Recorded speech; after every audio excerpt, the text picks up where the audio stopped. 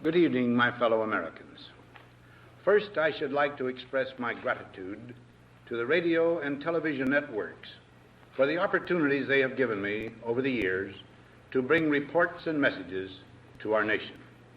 My special thanks go to them for the opportunity of addressing you this evening. 3 days from now, after half a century in the service of our country, I shall lay down the responsibilities of office as, in traditional and solemn ceremony, the authority of the presidency is vested in my successor. This evening, I come to you with a message of leave-taking and farewell, and to share a few final thoughts with you, my countrymen. Like every other citizen, I wish the new president and all who will labor with him Godspeed. I pray that the coming years will be blessed with peace and prosperity for all. Our people expect their president and the Congress to find essential agreement on issues of great moment, the wise resolution of which will better shape the future of the nation.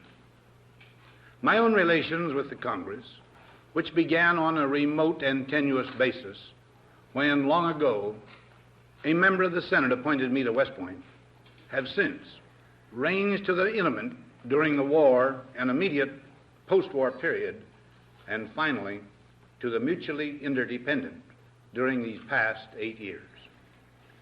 In this final relationship, the Congress and the administration have, on most vital issues, cooperated well to serve the nation good rather than mere partisanship, and so have assured that the business of the nation should go forward. So my official relationship with the Congress ends in a feeling, on my part, of gratitude that we have been able to do so much together. We now stand 10 years past the midpoint of a century that has witnessed 4 major wars among great nations. 3 of these involved our own country. Despite these holocausts, America is today the strongest, the most influential, and most productive nation in the world. Understandably proud of this preeminence, we yet realize that America's leadership and prestige depend not merely upon our unmatched material progress, riches, and military strength, but on how we use our power in the interest of world peace and human betterment.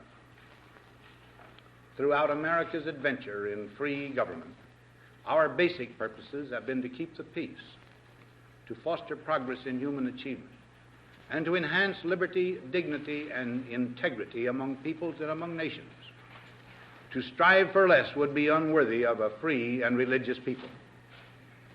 Any failure traceable to arrogance or our lack of comprehension or readiness to sacrifice would inflict upon us grievous hurt, both at home and abroad. Progress toward these noble goals is persistently threatened by the conflict now engulfing the world. It commands our whole attention, absorbs our very beings.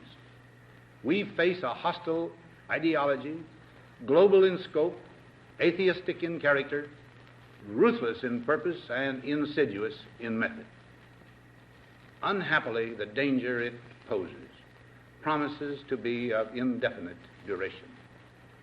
To meet it successfully, there is call for not so much the emotional and transitory sacrifices of crisis, but rather those which enable us to carry forward steadily, surely, and without complaint, the burdens of a prolonged and complex struggle with liberty, the state. Only thus shall we remain, despite every provocation, on our charted course toward permanent peace and human betterment.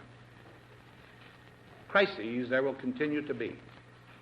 In meeting them, whether foreign or domestic, great or small, there is a recurring temptation to feel that some spectacular and costly action could become the miraculous solution to all current difficulties. A huge increase in newer elements of our defenses, development of unrealistic programs to cure every ill in agriculture, a dramatic expansion in basic and applied research. These and many other possibilities, each possibly promising in itself, may be suggested as the only way to the road we wish to travel. But each proposal must be weighed in the light of a broader consideration, the need to maintain balance in and among national programs. Balance between the private and the public economy. Balance between the cost and hoped-for advantages. Balance between the clearly necessary and the comfortably desirable. Balance between our essential requirements as a nation and the duties imposed by the nation upon the individual. Balance between actions of the moment and the national welfare of the future. Good judgment seeks balance in progress. Lack of it eventually finds imbalance and frustration. The record of many decades stands as proof that our people and their government have, in the main, understood these truths and have responded to them well in the face of threat and stress.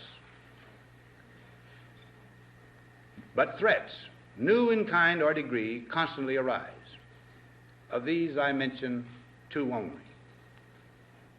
A vital element in keeping the peace is our military establishment. Our arms must be mighty, ready for instant action, so that no potential aggressor may be tempted to risk his own destruction. Our military organization today bears little relation to that known of any of my predecessors in peacetime, or indeed by the fighting men of World War II or Korea. Until the latest of our world conflicts, the United States had no armaments industry. American makers of plowshares could, with time and as required, make swords as well. But we can no longer risk emergency improvisation of national defense. We have been compelled to create a permanent armaments industry of vast proportions. Added to this, 3.5 million men and women are directly engaged in the defense establishment. We annually spend on military security alone more than the net income of all United States corporations. Now, this conjunction of an immense military establishment and a large arms industry is new in the American experience. The total influence, economic, political, even spiritual, is felt in every city, every state house, every office of the federal government. We recognize the imperative need for this development, yet we must not fail to comprehend its grave implications. Our toil, resources, and livelihood are all involved. So is the very structure of our society. In the councils of government, we must guard against the acquisition of unwarranted influence, whether sought or unsought, by the military-industrial complex.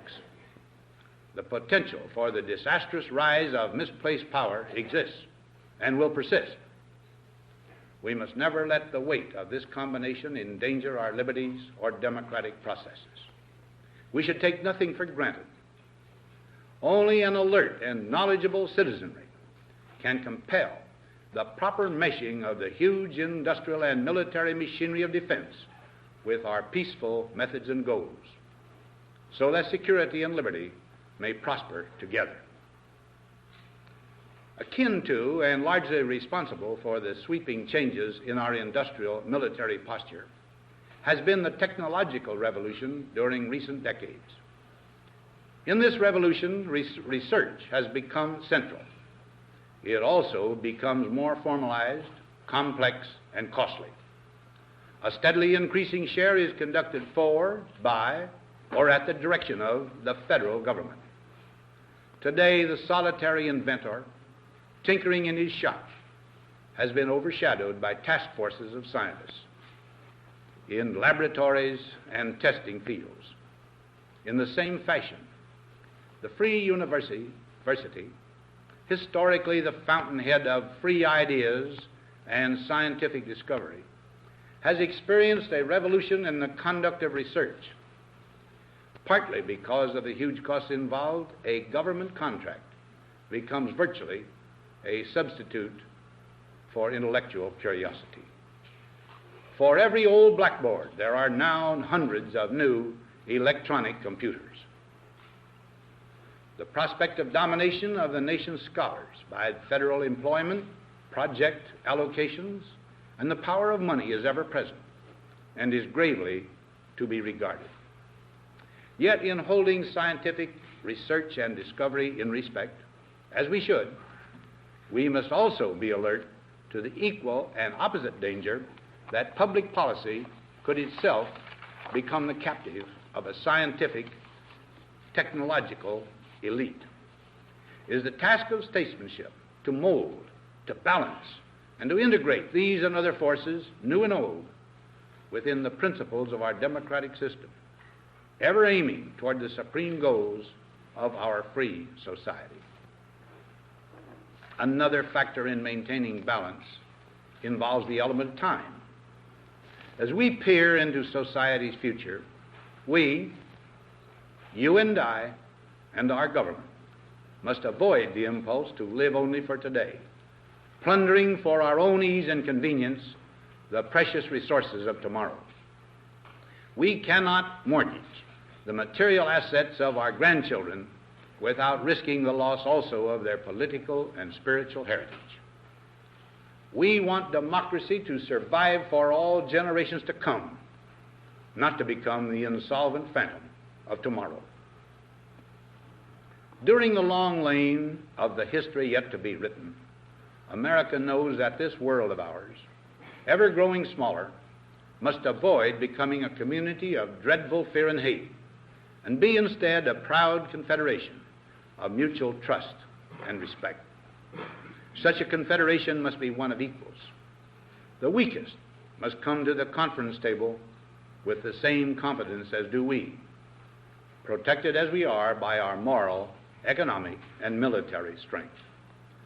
That table, though scarred by many past frustrations, cannot be abandoned for the certainty agony of the battlefield. Disarmament with mutual honor and confidence is a continuing imperative. Together we must learn how to compose differences, not with arms, but with intellect and decent purpose. Because this need is so sharp and apparent, I confess that I lay down my official responsibilities in this field with a definite sense of disappointment. As one who has witnessed the horror and the lingering sadness of war, as one who knows that another war could utterly destroy this civilization which has been so slowly and painfully built over thousands of years, I wish I could say tonight that a lasting peace is in sight. Happily, I can say that war has been avoided. Steady progress toward our ultimate goal has been made, but so much remains to be done. As a private citizen, I shall never cease to do what little I can to help the world advance along that road. So in this, my last good night to you as your president, I thank you for the many opportunities you have given me for public service in war and in peace. I trust in that service, you find some things worthy. As for the rest of it, I know you will find ways to improve performance in the future. You and I, my fellow citizens, need to be strong in our faith that all nations under God will reach the goal of peace with justice.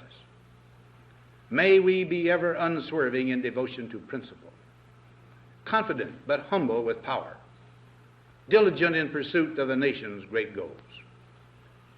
To all the peoples of the world, I once more give expression to America's prayerful and continuing aspiration. We pray that peoples of all faiths, all races, all nations may have their great human needs satisfied, that those now denied opportunity shall come to enjoy it to the full, that all who yearn for freedom may experience its spiritual blessings. Those who have freedom will understand also its heavy responsibility, that all who are insensitive to the needs of others will learn charity, and that the sources scourges of poverty